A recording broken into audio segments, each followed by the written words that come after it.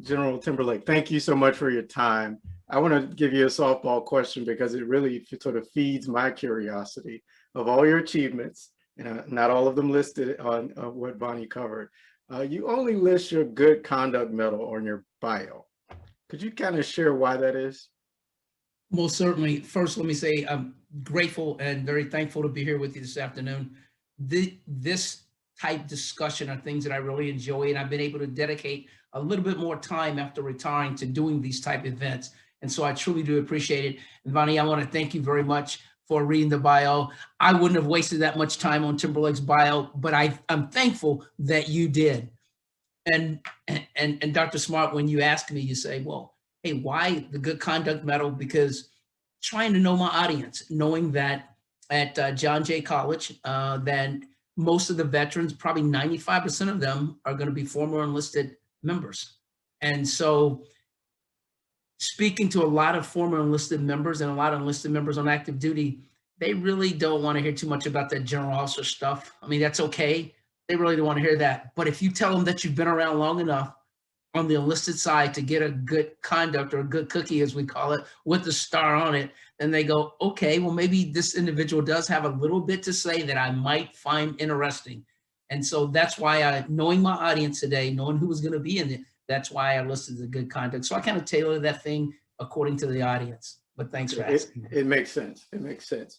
We'll get right to today's topic. So how would you define diversity leadership? Okay, when I look at diverse leadership, I think that as leaders, anytime that we are confronted with a problem set, and it really doesn't matter how large or how small the problem set, but especially in today's environment where the problem sets have a tendency to be a little bit more difficult and a little bit more nuanced, I think you have to say, listen, if I have everybody at the table thinking the same way, then I'm probably going to come up with one solution. If I have some diversity at the table, I will probably come up with a lot of solutions and probably the best solution. And we sometimes look at diverse leadership like something that we've never done in the military before, but we have done it. Sometimes we just don't recognize it. I'll give you an example. If you look at, and I like this example. So the Honorable Lloyd Austin, our Secretary of Defense, when he was on active duty, his last job was as a combatant commander. He had Central Command in charge of everything that's going on militarily in the Middle East. And if you look at his personal staff, he had a J1 from the Air Force. He had a J2 from the Marine Corps. He had a J3 from the Army. He had a J4 was probably from the Coast Guard. And so he had all these diverse opinions, which allowed him to look at that very complicated problem set in the Middle East and get the best results from his team. And that's what we have to do on a similar level as leaders in the military. You've got to have more than, I tell people all the time, that if around your table, the only thing that you have are individuals that were born on May 14th, 1959 in Pee Wee Valley, Kentucky, and that are left-handed like Timberlake, if that's all you have, then that's the only answer you will ever get. No matter what the problem is, that's the only answer you'll ever get. So to me, diverse leadership just means looking at things from a varied angles and collecting, soliciting opinions around the table. So that's what it means to me. I think that's an easy and simple way to explain it. Thank you for that. To provide our attendees with some context, what are some of the core values of the Marine Corps, and how do these values tie into diverse leadership? Sure.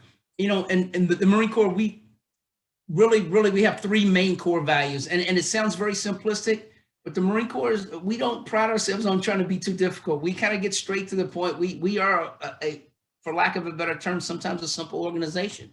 We believe in honor, courage, and commitment. Those are our core values. And if you're employing those core values, it's going to be pretty hard not to be a diverse leader and not to do the right things. So honor, courage, and commitment works for us. And I think it aids anybody in command or anybody attempting to conquer any problem set.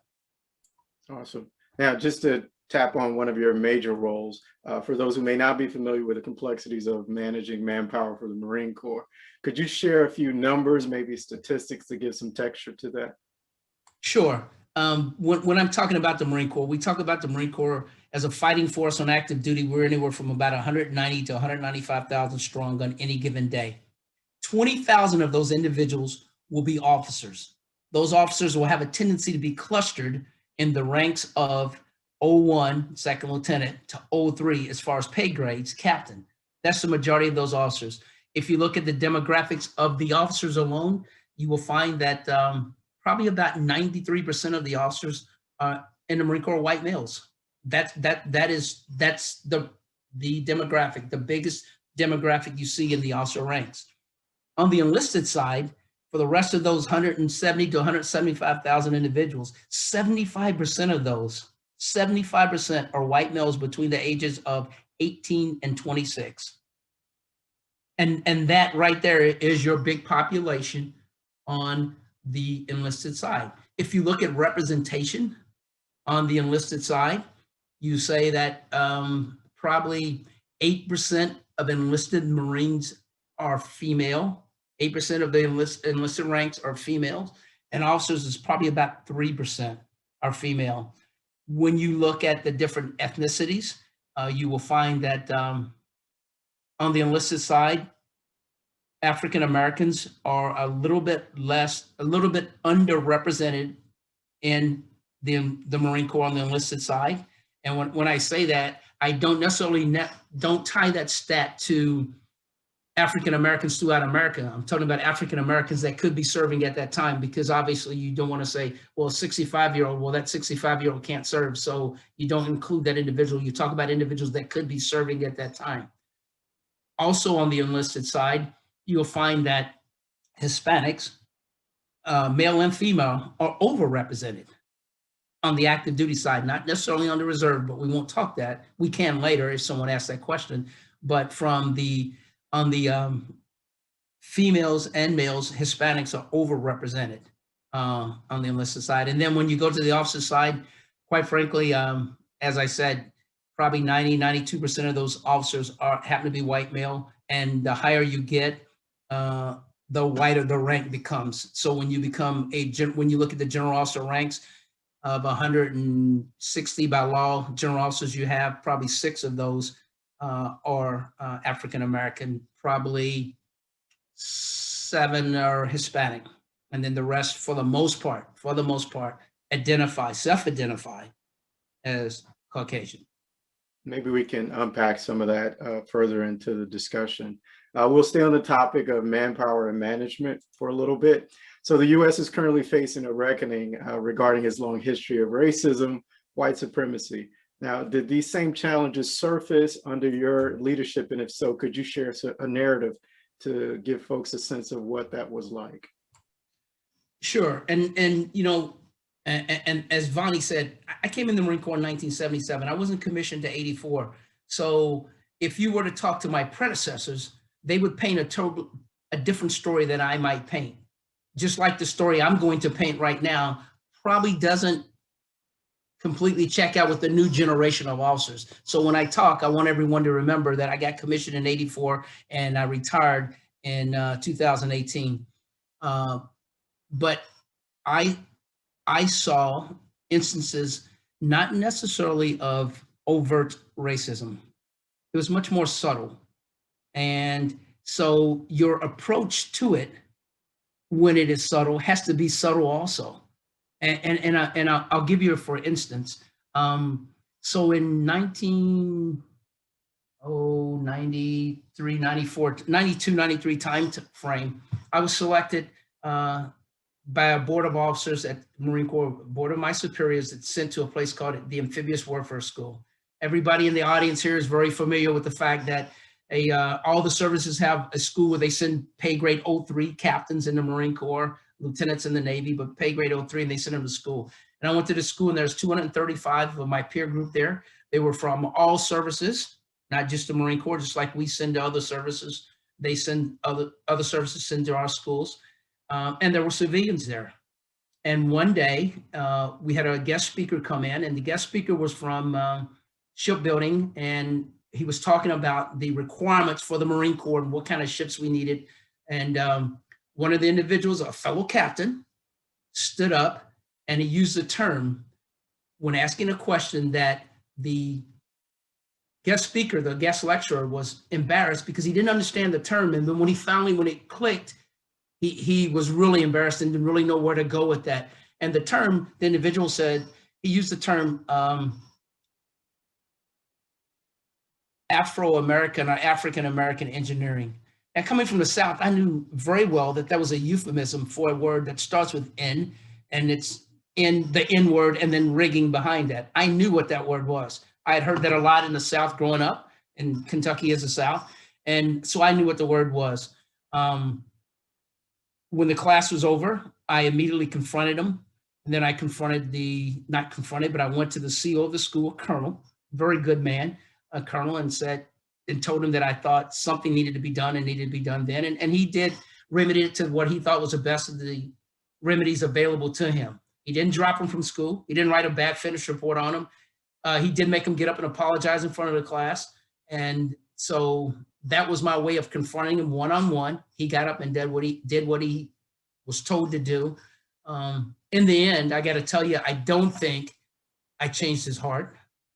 I think that he continued to have thoughts like that, but he was smarter about it and he didn't say it. So it was sort of like a win, but like not a great win, if you know what I mean. But that was the way I confronted it. And I'm certain that there were much worse things going on and people were dealing with more worse things than I was. I was very fortunate.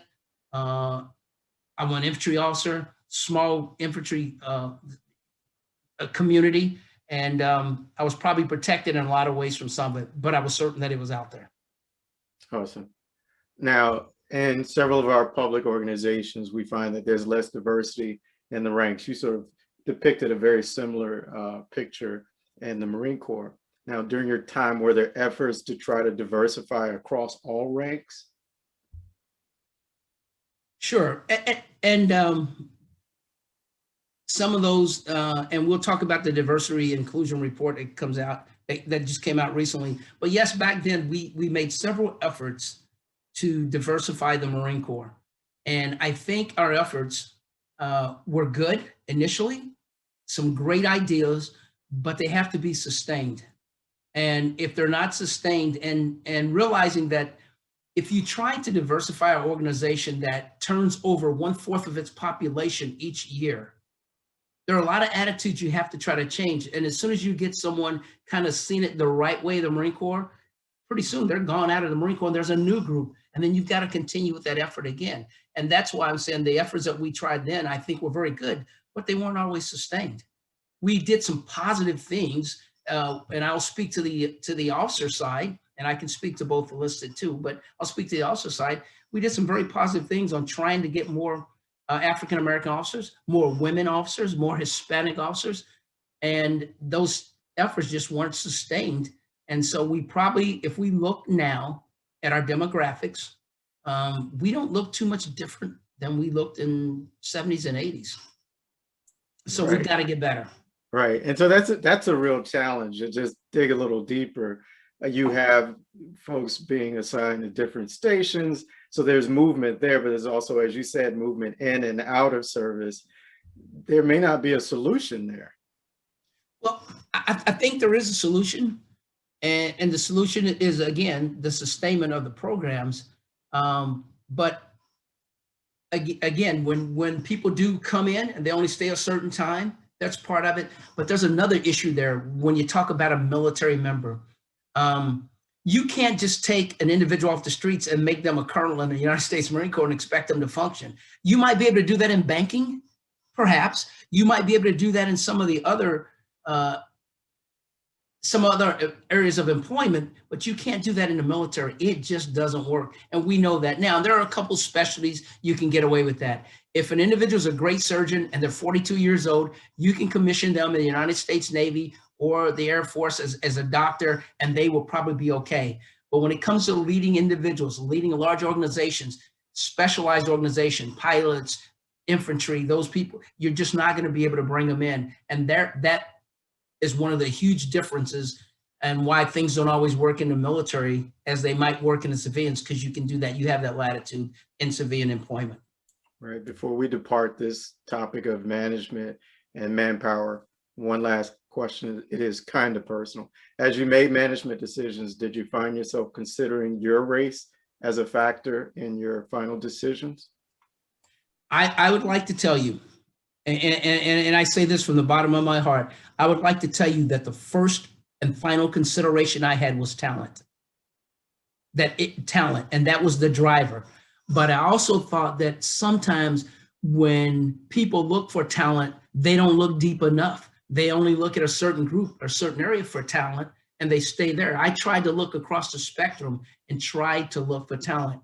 Was I always successful? Probably not. I am human. I'm fallible like anyone else. But I thought if I started with talent first, then we would be okay. Now, were there ever individuals situations where I thought, especially as a general officer, where you make some different decisions as general officers on personnel, they're more specific on one individual or two individuals being placed in certain key billets. Were there times when I said, okay, two individuals, they're both equally talented. There's got to be a deciding factor here. And maybe this is going to be for the commanding officer of the basic school where all the officers in the Marine Corps have to go.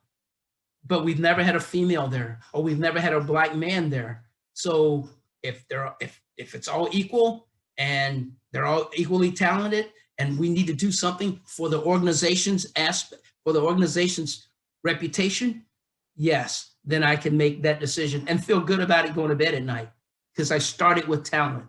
Right. I think there's a lot of scholars that would agree with you that talent comes before equity, but it is an ongoing debate. Let's shift the topics now. Let's move to leadership and management, similar but not so much. Briefly describe the general management styles promoted in the Marine Corps, and if you departed from those at any point in your career.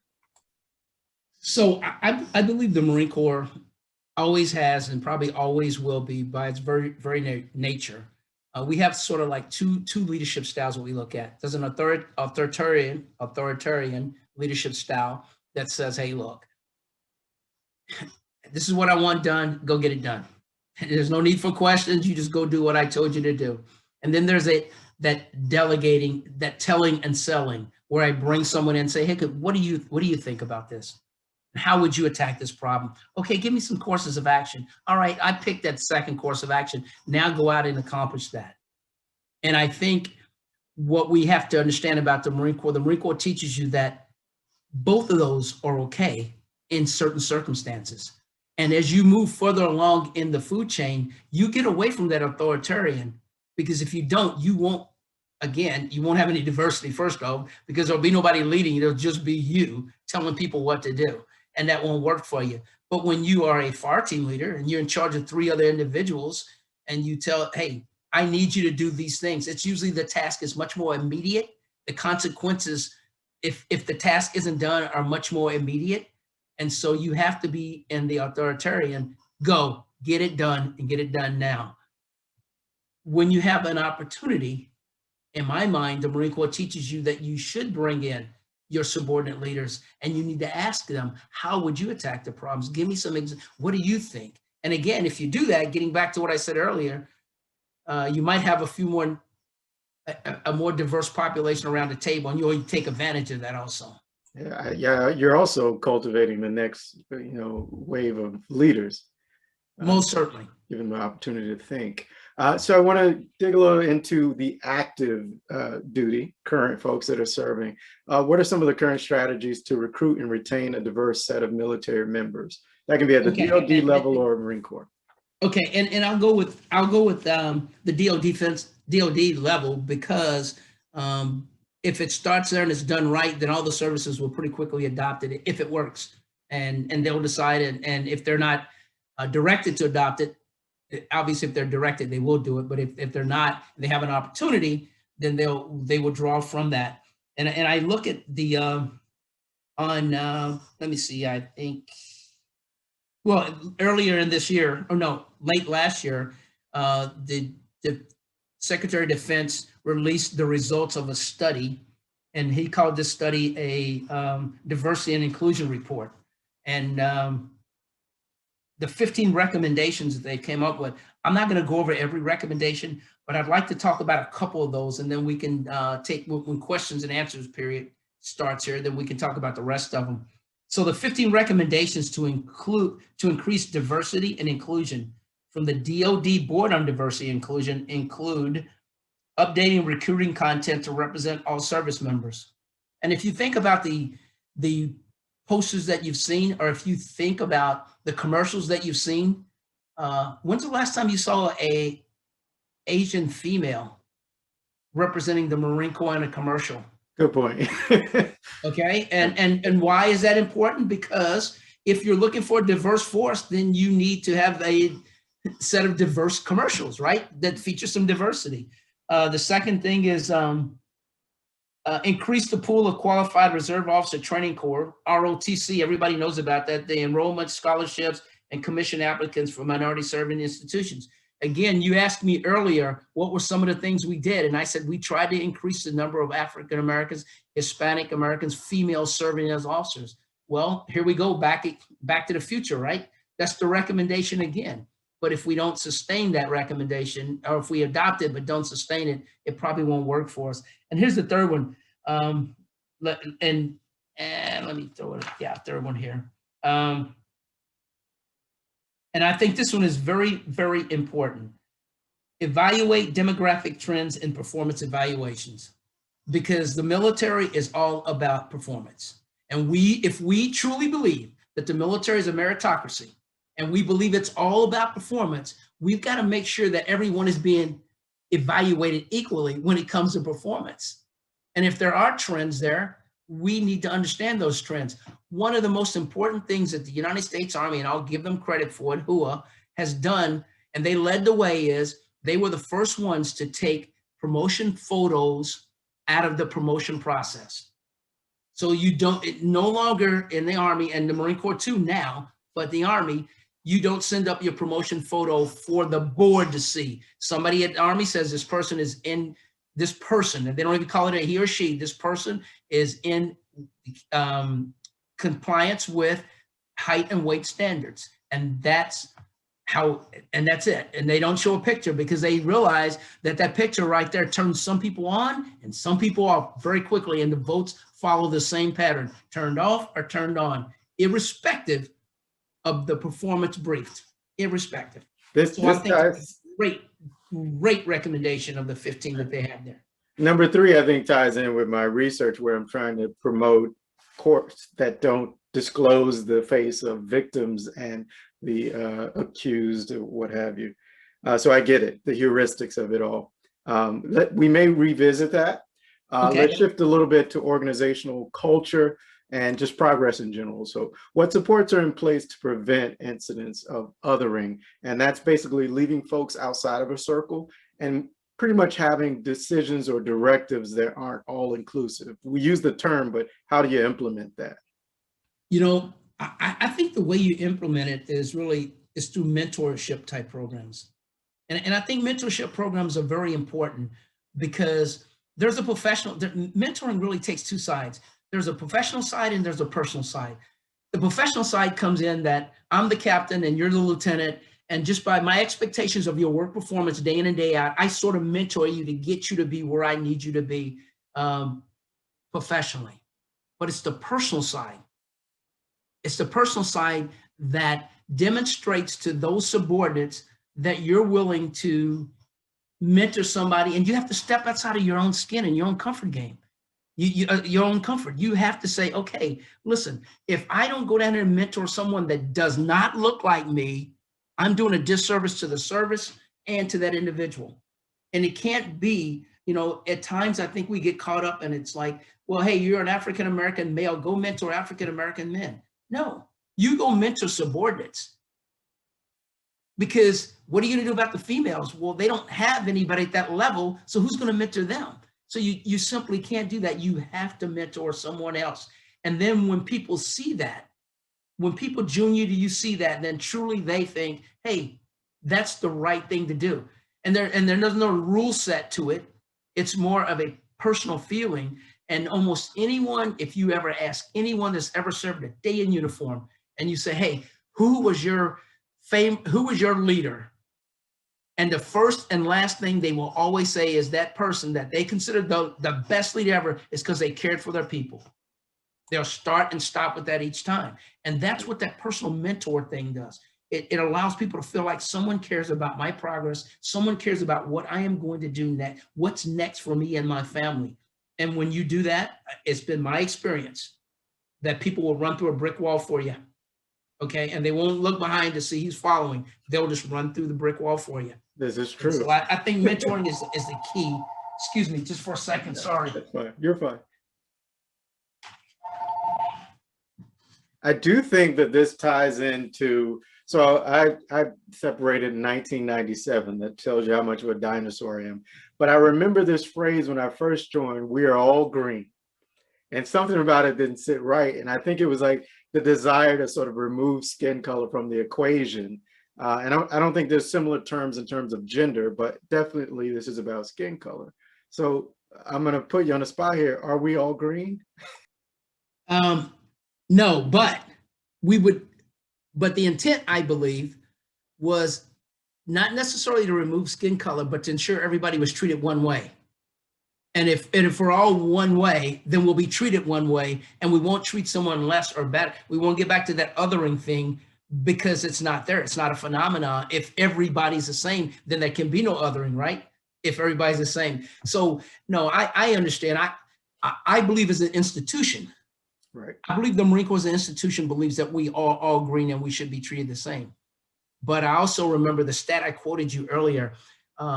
Every year in the Marine Corps, 1/4 of the enlisted population gets out of the Marine Corps, which means another 4th has to come in. That means you got to go back to training that individual in that group. And they may not always understand that we're all green and we all should be treated the same. But you're doing it every year. And it's a constant battle.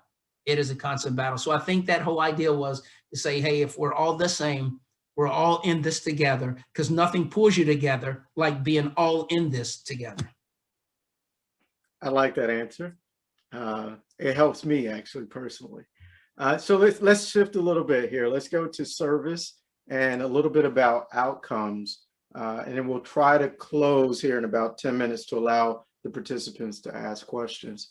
For those who may not find themselves or do find themselves in leadership or management roles in the public sector, however that may be, how can they help to cultivate diversity in their organizations? Sure. And really, if you, and answering your question, I would say that if you were in charge of company X and you called me, you said, Timberlake, come out here and do some consulting, and you asked me that question, if you gave me that problem set, one of the first things I would do is I would go back to those 15 recommendations that I told you about, and I would try to get you to see the utility of implementing those recommendations, because I think they're out there.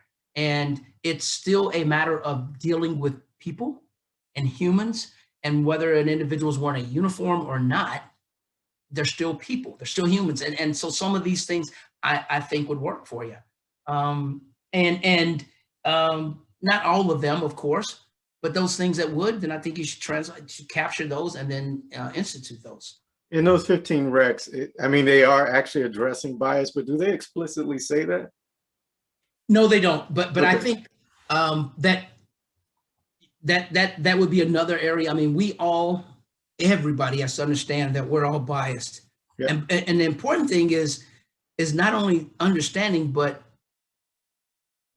first off, is recognizing that we are biased and understand how to act when you understand that you are biased. And that helps you move along in life. But everybody is biased. And there's probably no one group of people that have the market cornered on biases. Okay, we may not always express them, but we all are. Yeah, I think that's the struggle, though, being able to admit it, being adult enough to say, hey, I grew up in a society that sort of perpetuates things, so it's going to impact me some way. It's a hard thing to come to realization. So one other question here in service and outcomes. What advice can you provide about gaps and opportunities? So you did talk about this sort of meal that turns and you have to retrain the new folks coming in. I see that as a major gap. So to those who are currently serving in leadership roles, how do they respond to that, knowing that as you said, in 4 years, you're going to get a whole new crop of folks? Sure. And I think the way you do that is you have to find the individuals pretty early on that are in it for a long run, and you got to increase those numbers. You got to increase the number of people that not just that are in it for a long run, but the people that are in it for a long run that will do what you need to do. Because just because they stay around 20 years doesn't mean they're going to help you achieve the goals of the organization. Sometimes they will achieve their own personal goals, not necessarily the goals of the organization. So if the organization wants to change, the best way for it to change is for people that are similarly minded, good minded, by the way, similarly minded, staying around to help that new generation that's coming on. Because if you don't, again, you go back to those numbers I quoted you about the Marine Corps. This is 2021, and you have 6 out of 180 general officers are African American. You have 6 that are Hispanic. You got 5 that are female. So maybe they're hiring you as a consultant here, because I do think well, maybe not. strategic, so strategic cultivation, right? So identifying the lifers, I think is a good strategy. I'm going to stay on this topic a little bit more. Sure. Thinking about 2020, year of all kinds of crazy. So during times of organizational instability and uncertainty, who tends to suffer the most, and how do you really sort of let them know that you see it, at least at minimum, that acknowledgement? Okay. And you know, I saw that earlier, and I thought that was very interesting. And I got to tell you, for the most part, I think this is where you find a difference in the civilian world and the military. And here's my example. Instability, certain groups get cut, lose jobs faster, get hired less, things like that. But in a military organization where everyone is given an MOS, a military occupational skill, the skill gets cut. But you may have a good mixture of individuals in that skill. And an example right now is last year, the Marine Corps Commandant decided, hey, I don't need tanks anymore. Okay, we as a Marine Corps are not going to have tanks. So he went with about, I don't know, 3,500 people were cut out of the structure for tankers. Well, you can say fortunately or unfortunately, according to how you look at it, but as far as African Americans and Hispanics, they haven't necessarily been tankers. So they didn't suffer as much. Now, if you were to go with logisticians, administrators, different story. Totally different story. So that's why I'm saying it's a little bit different sometimes in the civilian world and the military, and that is one of the examples of the difference. Yeah, I would love to see sort of mixing up of the MOSs, right? Breaking up the stereotypes. I'm going to close with this question. Sure. And I'll read it fairly slow here. So some parallels can be drawn between the military and paramilitary organizations, such as police organizations. Please share some advice on how other public organizations can adopt diverse leadership, and briefly discuss the associated benefits there. You've done some of this already through discussion. Sure. And I think the biggest thing that organizations have to do is they have to be willing to be truthful with themselves. They have to look at themselves and say, okay, where are we and where do we want to go? But just because people think it's the right thing to do doesn't mean all organizations want to go there. Normally, organizations want to go where it's most profitable. And that's kind of how it gets there. And I don't want to say that I think people are inherently bad. I am just saying that that's how life is. People want to be successful. And if they're being successful and there's a dollar figure tied to it, then that is the way the organization is usually going to go. So I would think the organization needs to know itself and seek self-improvement, right? We talk about leadership traits and principles. They have to know themselves in order to seek self-improvement. And they have to make a commitment to change. They've got to be firm in their commitment to change. And they must realize that we might take 2 steps forward today and 3 backwards tomorrow, just because it's hard to change the culture of an organization. But the best change comes from inside the organization. And if they can try from inside the organization, it'll be a better change for them. And the benefits, I think, are just it's the whole diversity thing. You lift all boats. I truly believe that it's better when you're lifting all boats. And if you can't, then you find a society where there are people that haves and the have-nots. And the more you increase that gap, the more friction you increase in between the haves and the have-nots. So if I'm advising an organization tomorrow, I'm telling that organization, make sure you understand who you are, where you want to be, and seek that improvement from inside, not necessarily from the outside. Yeah, I like that. So internal validation. That I also appreciate your ideas here in terms of increasing or raising the bottom, right? So if you're in a capitalist society, it's kind of hard to say we're going to be equitable across the board when you have entrepreneurship being a main theme in our society. So, but at least take care of the base needs of everyone. And I think, and definitely as a country such as this, we can do that. Agreed. We can. Agreed. We're going to shift and open up to Q&A. If any of you have questions, if not, I might unpack some of what General Timberlake has shared with us this evening. So I'm going to pause for a moment and check to see if we have questions. If not, you can start typing your question in the chat box. And this is my favorite time. I learned so much doing question and answers, so I'm looking forward to it. All right, so I actually have a question. My question is, what does, hold on, did I write it? I wrote it down. What does courage means to you in your personal life, like from the very start? Okay, you know, Ivani, first off, thanks for that question. And I think I understand it. And I think where you're going with this question is there's two types of courage. There's a physical courage, okay? And that physical courage is I'm being shot at and somebody goes down and I just get up out of my fighting hole and go and get that individual and bring them back. That's a physical courage. I think more you might be talking about a mental courage, the courage to do what's right when your life necessarily isn't on the line, but it's an important thing and it's a principle and you need to stand up for it. And so to me, probably that's you will get an opportunity in life, hopefully, to exhibit, all of us will, that mental courage, that moral courage that tells you to do the right thing. And I think that is so important. Because when you do get that, you're saying, this is who I am. You're telling the whole world, this is who I am. And I think you have to get up and do that. I related that story earlier. I wasn't about the young captain and his comment on Afro engineering. I wasn't the only person of color in that group. I wasn't the only person that was from the South and was very familiar, very, very familiar with the term he was, well, the term he was using. I knew exactly where he was going, but no one really followed me into the colonel's office to make a complaint about it. No one approached him and got in his face and said, hey, that's totally unacceptable. So I think courage gives you an opportunity to tell the world who you are, and you get so many of those in your lifetime, you should take advantage of it each and every time. Thank you so much. I hope that answers the question. Yes, absolutely. Bonnie, thank you for that question. If you don't want to use the chat box, you can use the raise your hand feature. And as soon as I see that go up, I will call on you. So I'll add a few more questions here while we wait. If we are waiting, talk about gender a little bit. So again, dusty times back in 1990s, a major theme, and I think Livingston might have been in charge of Camp Lejeune back then, I'm not sure.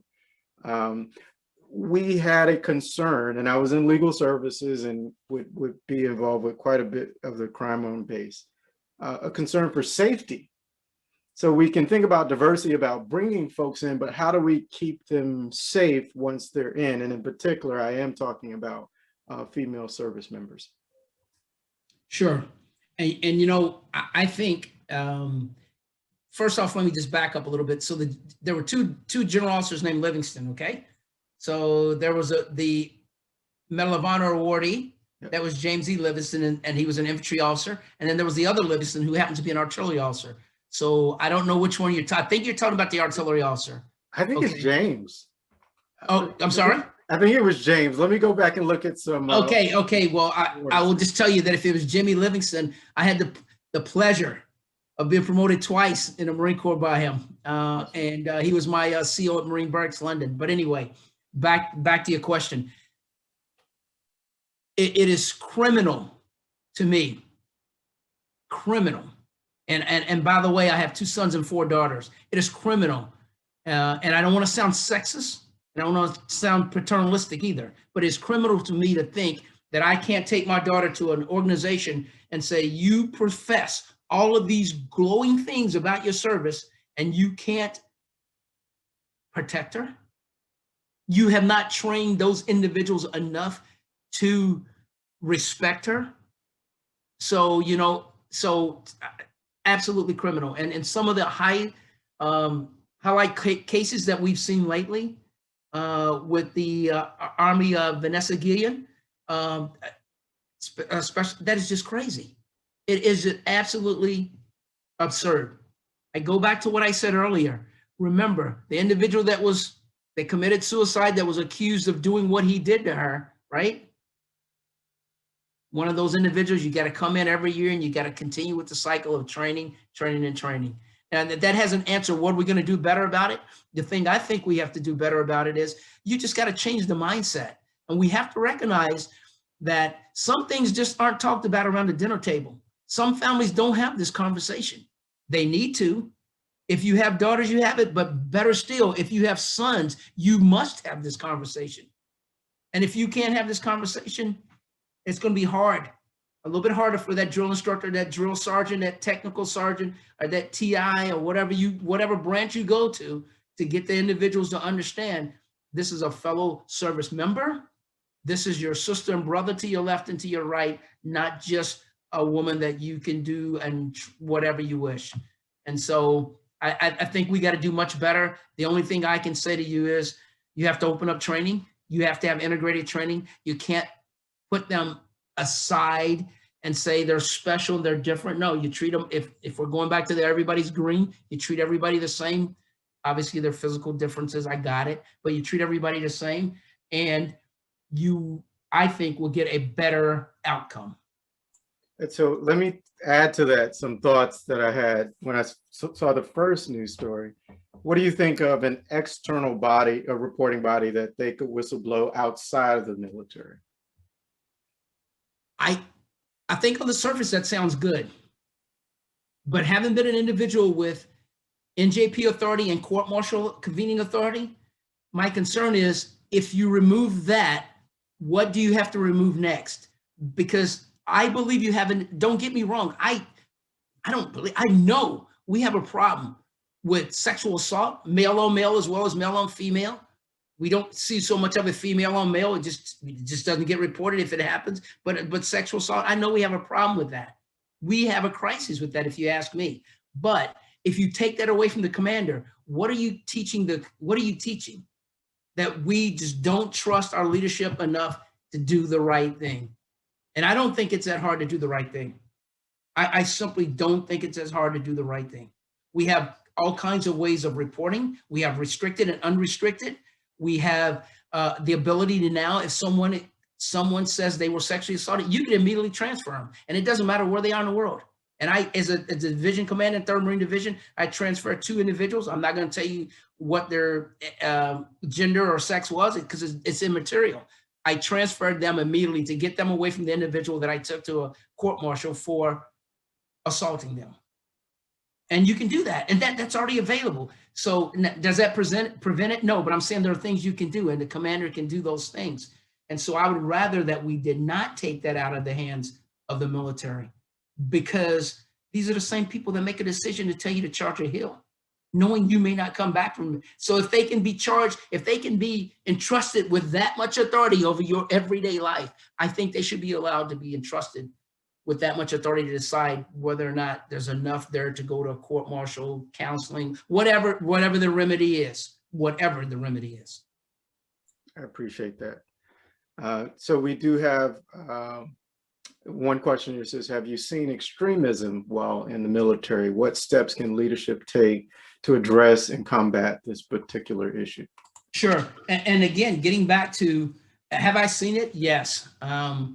I was aboard Camp Lejeune in the 1980s, and I will tell you, it was not uncommon to hear about a Klan rally. It was not uncommon to hear rumors about individuals that were Marines by day and a little bit something different by night.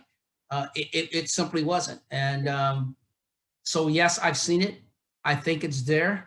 I think the way we get after it, being mindful of First Amendment rights, and other things like that, is that first off, like the report, and it's not my recommendation, but one of the recommendations was to update the Uniform Code of Military Justice so that it addresses extremism as a separate article or a part of an article. So you actually will have a definition of extremism, and then you'll have a remedy prescribed or provided for extremism. And then I think you can do that. It's funny to me when people say, well, who would have thunk it? Wait a minute.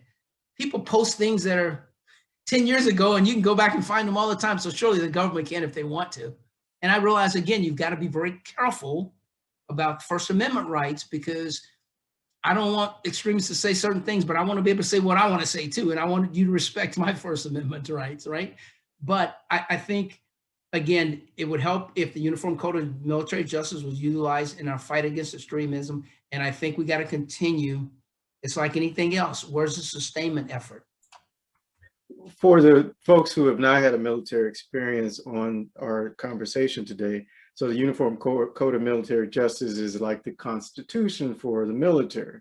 Is that a good comparison? I do. It prescribes, it is there to ensure good order and discipline in the military, and it provides possible remedies when there is a breach of that good order and discipline. Now, I made that point of clarity just to make this point. We rarely see changes to the Constitution. Now, what's the likelihood we're going to get that update to the UCMJ? I think we'll get it. I really do, because people recognize it, and because, quite frankly, everybody doesn't serve in the military. Less than 1% of the American population has ever served in the military. So that means it could happen tomorrow, and some people will be oblivious. I mean, some people simply won't know, so they won't get their hackles up. They won't feel like there's an infringement on any rights because they simply don't know. Yeah, I'm not saying that's the right way, and I'm not saying that an uninformed population is good, because an uninformed population is not good. But in this case, I think there's a lot of uninformed individuals in our population. It's definitely a less political piece of legislation, right? Definitely. It's more of a direct order, if anything. I don't have any more questions, but I will pause because we are wrapping up. But I want to give anyone the opportunity that didn't get a chance to pose a question. And if you're shy, you can send it to me in direct message, or you can raise your hand. Yeah, I will offer one, and I'll quickly go and let David speak. But I'm curious, General Neller is sort of speaking some of his regrets. And some of that has to do with diversity. What do you think about, good people, you met them, I've met them, who run the Marine Corps, who didn't seem to notice that we weren't inviting lots of people at the table. It didn't take a genius to look around and say, wow, these are all white guys. What about all those great Hispanic and Black troops, What do you think, what changes that, General Timberlake? Dick, I think it's sort of, I tell people all the time, and that's a great question, by the way, and I tell people all the time, they go, hey, Timberlake, what are you doing in your life now? You seem a little bit more mellow now than you used to be. And I say, because when you get close to dying, you start making deals with God. Hey, God, I really wanted to do this right, and now I'm going to do it right. I'm going to be a good guy. I know I did some bad things before, not some good things, if not bad things. And I think when you leave a job like that, you get, you start to just take stock of your life. And sometimes you don't do it while you're ongoing. And having worked personally for him, and I love him as a human, okay? I got to tell you, I love him as a human. And I've worked personally for him in manpower management. Like, that was really my boss. There was a 3-star in between us, but really that was my boss. And I will tell you, I think General Neller wanted to do the right thing.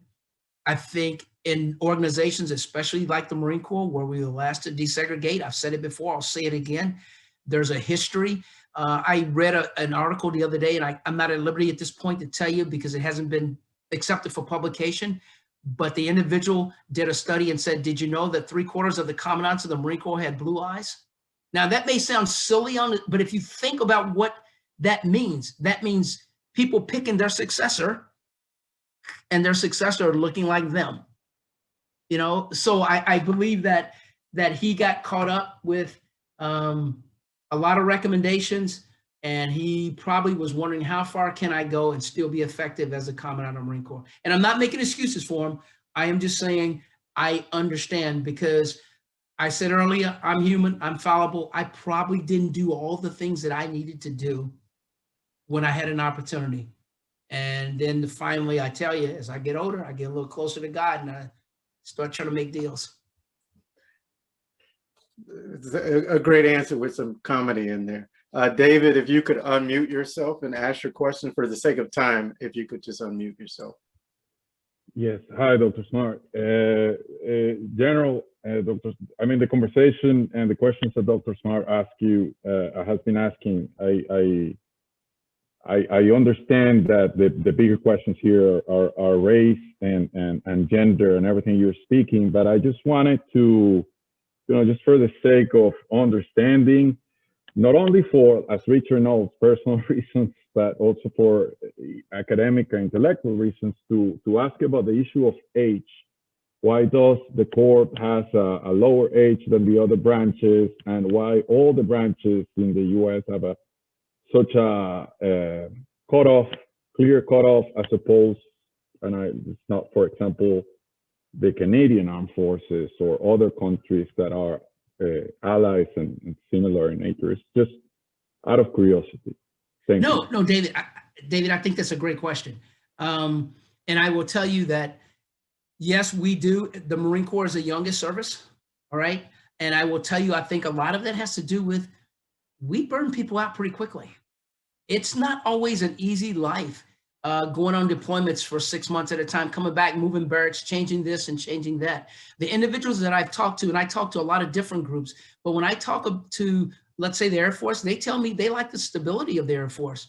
When I talk to a young Marine, they will tell me, hey, I was deployed 3 times in 4 years, and that's how it was. And I just got tired of being moved around a lot and not having stability. And I had done what I wanted to do. But I mean, they will tell you very upfront that, hey, they just didn't like the instability by a young force that is a ground-centric force. And we have a lot of individuals in the infantry. That's what we do. That's what the Marine Corps does. And therefore, we have to move people around all the time. And so that leads to the second part of my answer. Because it is a young force, we burn them out so quickly. And the physical demands of being a Marine, and I say this unabashedly, and I say this knowing that, let me preface with, one of the biggest things I did, and I realize we're out of time, but hold on, please. As a one-star general, was I returned to the United States of America to promote my little sister to Sergeant Major in the United States Army. My son is a Sergeant First Class in the Army. That's an E7. My daughter did 3 trips, 2 to Iraq and 1 to Afghanistan. My wife is a Chief Warrant Officer, Marine, retired, and my brother's a Marine. And I say right now, I know by talking to other units and other organizations, the Marine Corps is the hardest on you physically for the young people, especially in the infantry. It's just the way it is. And so you can't bring in a lot of 35-year-olds. They usually just don't do well if they come into an environment like the United States Marine Corps.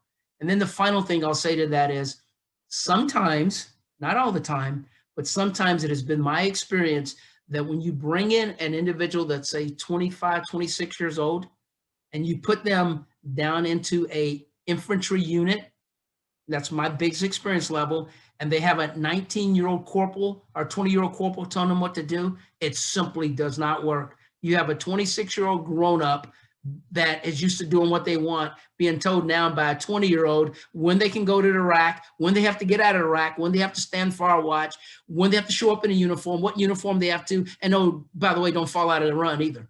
So it just doesn't work. And that's why I think we have to be younger, because in the end, it's the young people that lose the most in war. It's young people. It's not the old folk. It's the young folk that you got to have around. So David, I hope that answers your question. And I'll take a follow on. And again, I'll stay here as long as Dr. Smart. And I know everybody has things to do, but I'll stay here as long as you all want. So we only have one more question. So we'll give them a brief response and we'll wrap up.